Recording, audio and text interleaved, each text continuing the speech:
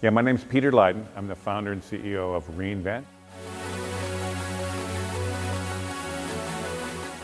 Well, I've currently been immersed in a project which is interviewing many different people to actually think about the next 30 years and to describe in a piece that's going to come out in Wired magazine about what is the story of the world from 2010 to 2050. And the reason for this is to get people to get beyond the fear of the future and the dystopian visions of the future, and to understand that with the new wave of technologies coming, AI and genetic engineering, electric vehicles and all the kind of clean energies, that there's, in fact, we're moving into another tech boom, another economic boom, and ultimately it's not just a long boom, but a long boom squared. We're going to see so much change, but positive change.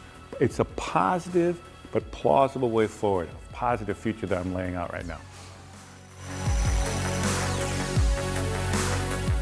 One of the reasons I think this conference is on the new Utopia for Beginners, is so important. It's really ahead of the curve, because I think right now in the world, in America, in Europe, all over the world, there's a real sense of we're facing a really bleak future. Climate change is unsolvable. AI is going to displace all jobs. Inequality is out of control. And in fact, it's not true. In fact, so many things are in motion that could actually lead to a much better world, a much more positive future. It's not inevitable, but depending on the choices we make now and holding on and getting us to kind of stay focused on what's possible in the future, what's possible, if not probable about the future, we can get through this difficult transition and really realize a world that's much better by almost all standards from what we actually have today. It's hard to see now because we kind of fear the future, we can't see the future. But if you go to the year 2050 or even further in the future, they'll look back on the era we're just entering now as an amazing time, a really positive transition in our society and our economy, and one that I think might not be utopia, but certainly would be a better world.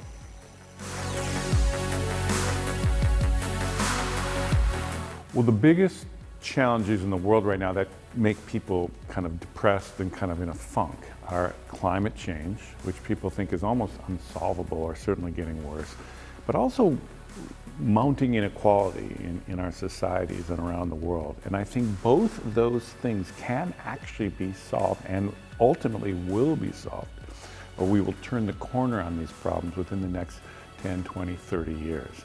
Climate change is a great one.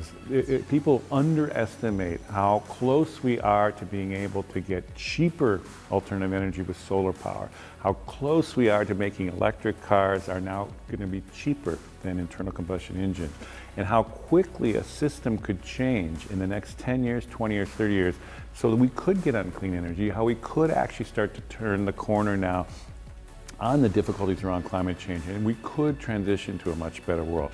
And there's many different examples of how the challenges we're facing now that are paralyzing people and making them so fearful of the future are very, very close to having answers, or are close to actually seeing the technology be able to be scaled up, distributed, and actually take off in ways that will actually give us solutions to these big challenges.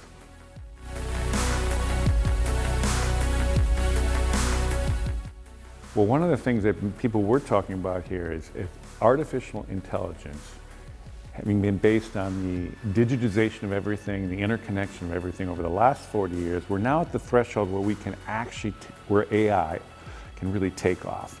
And that era, in the next 10 years here, we're going to see an incredible amount of innovation being spurred by applying artificial intelligence, the plumbing of deep learning, and all this data that we're now amassing in ways that essentially accelerate innovation and actually allow us to do things that we could never have done before.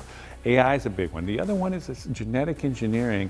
We're getting to the point now where we understand not just the human genome, but the genome of all plants and animals, and we're actually able to manipulate that and change that genetically. And so there's a whole biological, industrial, kind of a biological revolution we're heading into, the AI revolution we're heading into, and again, clean energy, or we're on the verge of moving from all this carbon energy, oil, coal, gas, into all these clean energies. You're going to have a triple whammy of 3 different kinds of technologies that are really going to transform the next 30 years and make it, honestly, a better place. So that when we hit that 2050, far from 30 years in the future here, we're going to be able to look back and say, oh my God, the changes we went through, but the positive changes we went through, and we'll be at a better place than we are today.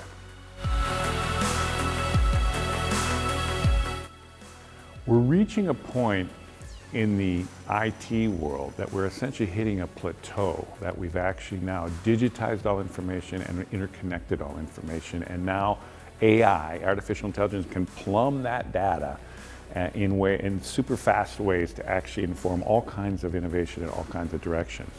One of the ways it's actually going to do is it'll be the tools that we will understand biology, we'll understand how cells work, we'll understand the human genome and other genomes of other animals, and we'll be able to kind of actually understand and manipulate that because of what we understand through IT. So as we progress in this next revolution of biotech and genetic engineering, it'll be rooted in a foundation of essentially infotech. So infotech folks are going to have to increasingly understand that next revolution that will be part of this next 30 years, and they will be very much a part of playing the kind of foundational role in exploiting that next level of innovation in the biological sciences.